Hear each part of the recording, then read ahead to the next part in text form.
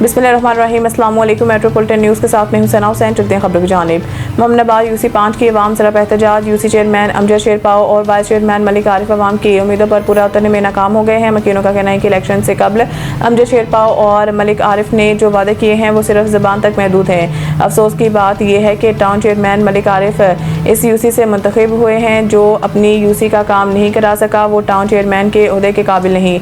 मकीनों ने मोमनाबाद टाउन को मिलने वाले फंड में बड़ी करप्शन का दावा कर दिया है कि तरक्याती काम ज़ीरो हैं, तो तरक्याती फ़ंड कहाँ हैं। मकीनों ने सिंध हुकूमत से और तहकीकाती इदारों से तहकीकात का मुतालबा किया। आइए मज़ीद देखते हैं एहसानुल्लाह खान की इस रिपोर्ट में। जिया गांधी का काम तो क्या, झाड़ू लगाने वाला भी नहीं आता है, झाड़ू लगाने वाला और काम तो क्या, फंडिंग आ रहा है, वो कार है, अभी मुंतखब लोग है, वो फंड हमारा कार है, बच्चा हमारा पानी का मसला हल करे। अगर इसने हल नहीं किया तो हमने कौन सा गुनाह किया है, हमने कौन सा कसूर किया है? क्या हम पाकिस्तानी नहीं है? हम कोई इंडिया से आया हुआ है? हमें अपना उसूल करने का या जबरदस्ती उसूल करेंगे या रजामंदी भी? अगर रजामंदी भी से नहीं हुआ तो हम जबरदस्ती भी ले सकते हैं। इसका पीटीआई का अमजद शेरपाल साहब हमारा नाजिम बना, उसके पास काउंसलर बने, उनके पास अकबर खान नाजिम काउंसलर बना हमारे इस इलाके से, और ये मलिक आरिफ ऐवान हमारा टोन नाजिम बना, हमारा इलाके का वाइस चेयरमैन भी रहा। तो इन लोगों ने अभी तक इस इलाके में कोई 1 रुपया का काम करके दिखाया हमारे को नहीं किया। एक दफा यहाँ पर बैठ गया हमारे पास और बोला कि दरखास्त लिख के दे दो। हमने यही दरखास्त लिख के दे दिया उसको कि भाई ये दरखास्त हमारे को हमारे इस इलाके के लिए जो है ना आप ये काम करो कि भाई ये पेप तुम लोगों ने डाला हुआ है और हमारे पास सामान भी पड़ा हुआ है, हर गली में आप जो है ना कनेक्शन दे दो, ब्रांच दे दो, बाकी इस पे सीमेंट का काम करो।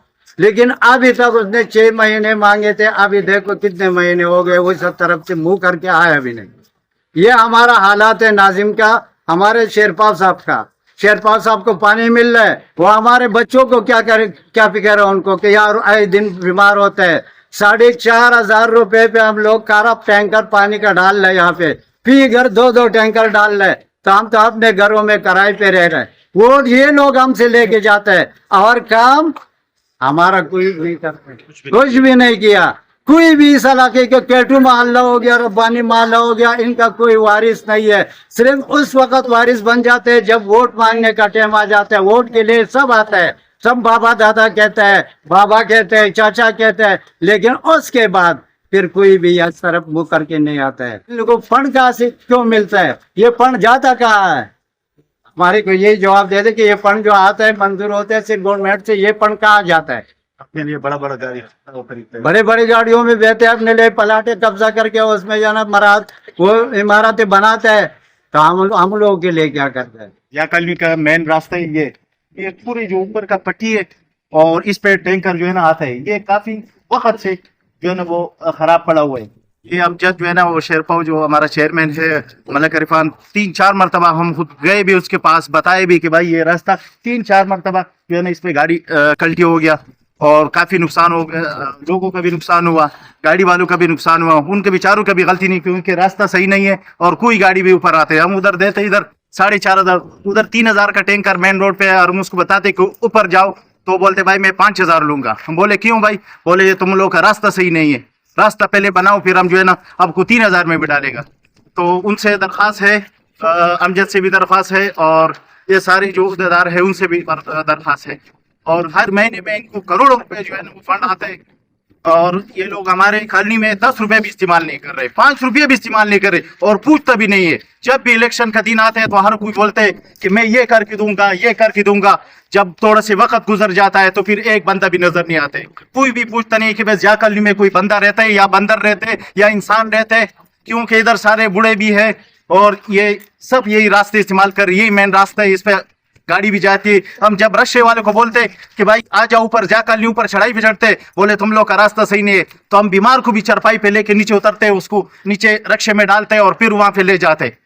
तो इन लोगों ने हमारे साथ वादा किया था कि हम इंशाल्लाह इलेक्शन में जीतेंगे तो आपकी पूरी जिया कॉलोनी का काम करेंगे, लेकिन अब तक ऊपर एरिया में उसने एक सीखे का काम भी नहीं किया है और फंड ले रहे, उससे गाड़ियां ले रहे और अपने ऐशिया कर रहे, लेकिन हमारे उनका कोई ख्याल नहीं है। हमारा जो है ना कोई भी बंदा आते है आ जाते इलेक्शन से पहले, बोले मैं ये करके दूंगा, ये करके दूंगा, पानी ला के दूंगा। अब तक एक गैलन पानी भी नहीं आया। हमारी बारी आते तो ना तो फंड होते, ना इनके पास फिर टाइम होते, ना तो उनके पास पैसे होते। UC 5 वार्ड 4 के इलाके में खड़े हुए, जो तकरीबन कोई सन 65 से ये इसके यही गलियों का और रोड का यही हाल है।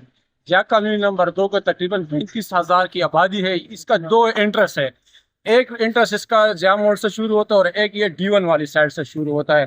तो यहाँ के टाउन चेयरमैन और वाइस चेयरमैन जो है ना, वो मलिक आरिफ अवान साहब है, जिसके लिए हम तकरीबन मैं खुद भी गया, उससे 2 बार मुलाकात हुई है और उसको मैं काम के हवाले से बताया, रोड के हवाले से, कि वो यही कहते हैं कि आप दिसंबर में काम शुरू करेंगे। हमारे साथ यहाँ इले के मोहल्ले के और पार्टी के लड़के भी थे। फिर उन्होंने कहा कि जनवरी में शुरू होंगे, तो दिसंबर भी गुजर गया, जनवरी भी गुजर गया, अभी तक हमारे पास कोई काम नहीं हो रहा है। जब भी हम जाते हैं तो हमें वही लॉलीपॉप दिया जाता है कि काम अभी शुरू हो रहा है, आज शुरू हो रहा है, कल शुरू हो रहा है। तो अभी तक कोई काम हमारे पास नहीं हुआ है। हाँ, यहाँ पे काम हो रहा है, सन 65 के ज़माने का जो सियासत है वही काम यहाँ हो रहा है, सेवरेज का, कटर के ढकनों का, और कभी कभार यहाँ पे लाइट आ जाते हैं। बाकी यहाँ पे वही कच्चे इबादी और कच्चे रोड और वही सिस्टम है, जो इनसे हम काफ़ी मायूस है। और हमारे इलाके में कोई तरक्याती काम इसके अलावा नहीं हो रहा है, सिर्फ सेवरेज का काम हो रहा है।